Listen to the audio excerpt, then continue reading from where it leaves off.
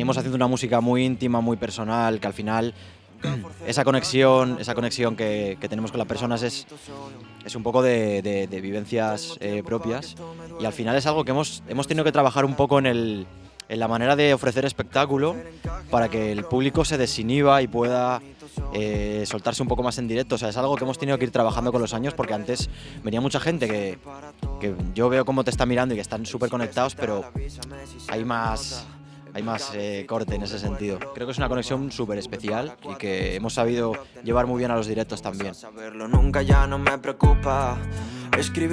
Yo creo que con el tiempo he sabido llevarlo hacia a expresarme de una manera en la que ya el hecho de hacerlo música es como pasarlo a limpio.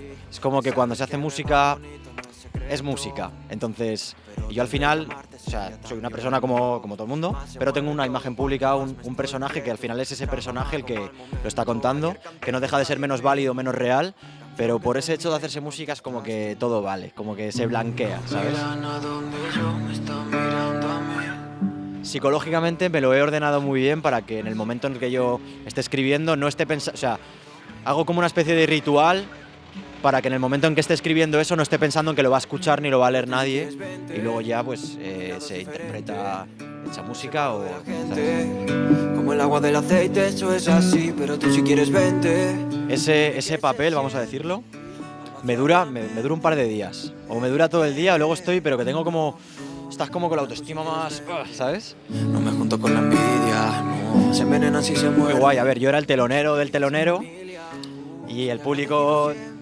Yo esos conciertos los llamo conciertos de exhibición, que es cuando la gente no te conoce, vas con otro papel, vas a venderte, ¿sabes? Y ese concierto fue un poco así. Están mirándome a mí. Amor, odia la presión. No lo hago pensando en que tenga un fin de ayudar a la gente o que pueda ser